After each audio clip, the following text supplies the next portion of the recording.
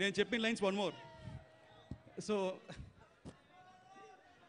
Hello testing. Okay good. మొన్నసారి ఈ మధ్య 3 days బ్యాక్ 4 days బ్యాక్ మన సినిమా చూశారు హరిహర వీరమల్లు. చూసిన తర్వాత సార్కి ఒక చిన్న ఎనర్జీ పాస్ అయింది. నెక్స్ట్ డే ఇమీడియట్గా సార్ ప్రెస్ మీట్ పెట్టారు. దాని తర్వాత ఇంకో ఈవెంట్ పెట్టారు. ఆ ఈవెంట్లో పాటు నేను వైజాగ్ వస్తున్నాను, ఈవెంట్ చేస్తున్నాను అని చెప్పారు. ఎందుకంటే ముందుగా ప్రీ రిలీజ్ ఈవెంట్ ఇక్కడే ప్లాన్ చేసాము. ఆ రోజు ఇక్కడ వర్షాలు ఉన్నాయి కారణంగా మళ్ళీ దాన్ని హైదరాబాద్కి మార్చాము. మళ్ళీ ఎందుకు తెలియదు, పర్వాలేదు మనం అనుకున్న వైజాగ్లో చేసే తీరాలని మళ్ళీ పెట్టారు సార్. ప్రతి సినిమాకి ఒక్క ప్రీ రిలీజ్ ఈవెంట్ ఉంటుంది, కానీ ఈ పిక్చర్కి నాకు 2 ఈవెంట్స్ దొరికింది. Thank you sir. Pawan sir.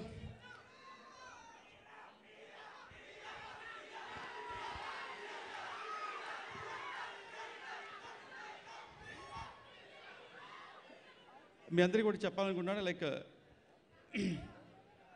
ఫస్ట్గా ముందు నేను సారథి గురించి చెప్పేదానికి ముందు ఈ సినిమాలో పనిచేసిన టెక్నీషియన్ గురించి చెప్పాలి. ముఖ్యంగా మన కిరవాణి సార్ గురించి. కిరవాణి సార్ని వచ్చి హిందీలో ఎంఎం క్రీమ్ అంటారు, తమిళ్లో మరగద మణి అంటారు. కానీ నిజంగా ఆయన ఒక సంగీతాలు కానీ ఆయన మ్యూజిక్ ఒక సముద్రం లాంటిది. అమావాస్య రోజు అల్లలు కూడా కామ్గా ఉంటాయి, కానీ ఆయన మెలోడీస్ కామ్గా ఉండవు, మనకి వినిపిస్తూనే ఉంటుంది. అండ్ సార్ థ్యాంక్స్ సార్, మీతో వర్క్ చేసే ఆపర్చునిటీ దొరికింది. మీతో కొలాబరేట్ అయ్యేదానికి నాకు ఒక చిన్న ఫియర్ ఉండింది బిగినింగ్లో.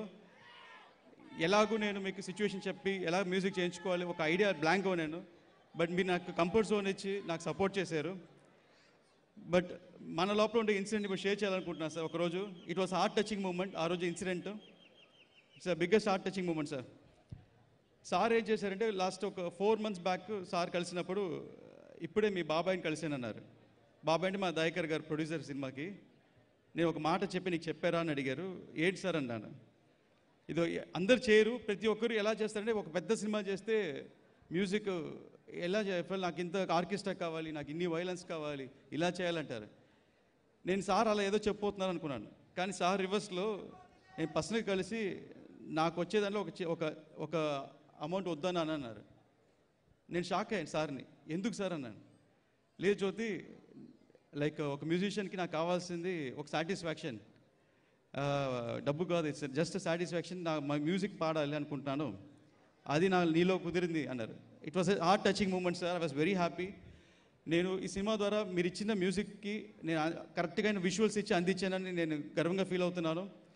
అండ్ ఎవ్రీ సెకండ్ నాకు బ్యాక్గ్రౌండ్ స్కోర్కి సపోర్ట్ చేశారు. ఆల్మోస్ట్ సార్ 60 days ఈ సినిమాకి బ్యాక్గ్రౌండ్ స్కోర్ చేశారు, 60 రోజులు.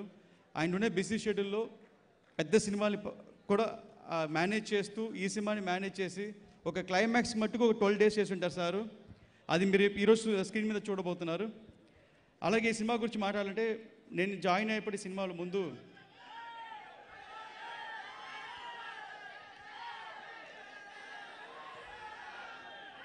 ఈ సినిమా గురించి చెప్పాలి. నేను జాయిన్ అయినప్పుడు ముందు క్రిష్ గారు ఈ సినిమా స్టార్ట్ చేశారు, జ్ఞానశేఖర్ గారు డిఓపి.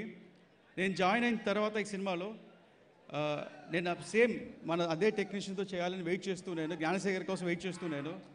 ఎందుకంటే ఆల్రెడీ సబ్జెక్ట్ ఆయనకు తెలుసు, నేను కొంచెం మార్పు తెచ్చాను. సో ఆ పాత మార్పుకి కొత్త చేంజెస్కి కలిపి ఈజీగా చేయవచ్చు, బ్లెండ్ అవ్వచ్చు అనే ఐడియాలో వెయిట్ చేస్తున్నాను. ఒక్కరోజు 2 months తర్వాత జ్ఞానశేఖర్ చెప్పారు నాతో, ఇలాగ జ్యోతి నువ్వు ఒక ఫ్రెష్నెస్గా చేస్తున్నావు, ఒక కొత్త యాంగిల్లో తీసుకెళ్తున్నావు, మేము ఏం చేసినా అదే స్పీడ్లో ఉంటుంది, సో నీకు కొత్త టెక్నీషియన్స్ కావాలన్నారు. అప్పుడే నేను కలిశాను ఈ సినిమా డిఓపి మనోజ్ పరమహంస గారు. ఆయన పేరు మనోజ్ పరమహంస, కానీ ఆయన ఒక పెద్ద హింస అండి. ఎలాగంటే ఈ సినిమాకి మేము ఫుల్ లెంగ్త్ పీరియడ్ ఫిలిం అంటే సోషల్ సినిమా కాదు. సో సెట్ చేయాలి, లేకపోతే గ్రాఫిక్స్లో క్రియేట్ చేయాలి, ఈ రెండు తప్ప వేరే ఆప్షన్ లేదు. సో దీనికి ఏం చేయాలంటే ఒక 1000 మంది వెనకాల పని చేయాలి. సో దానికి ముందు ఏ యాక్షన్ బ్లాక్ చేయబోతున్నాం ప్రతిదీ డిజైన్ చేసి మన పవన్ సార్ అప్రూవల్ తీసుకోవాలి. సో ఒక పెద్ద టాస్క్, ఒక పెద్ద మైల్ స్టోన్ టాస్క్ ఇది. దీనికి మేము ప్రీ విజువల్ చేయాలని డిసైడ్ అయ్యి దగ్గర ఒక 75 days సినిమా ఒక 1.5 hour ఫుటేజ్ నేను అనిమేషన్లో ప్రీ విజువల్ చేశాను ఆయనతో. దానికి మనోజ్ పరమహంస దగ్గర అన్ని టెక్నాలజీ ఉండింది. దానికి ఒక్కొక్కసారి నాతో 10 సార్లు డైరెక్ట్ చేయించారు, ఒక్కొక్క సీన్ని 10 times డైరెక్ట్ చేయించారు. సో అలాగే ఈ పిక్చర్లో పనిచేసిన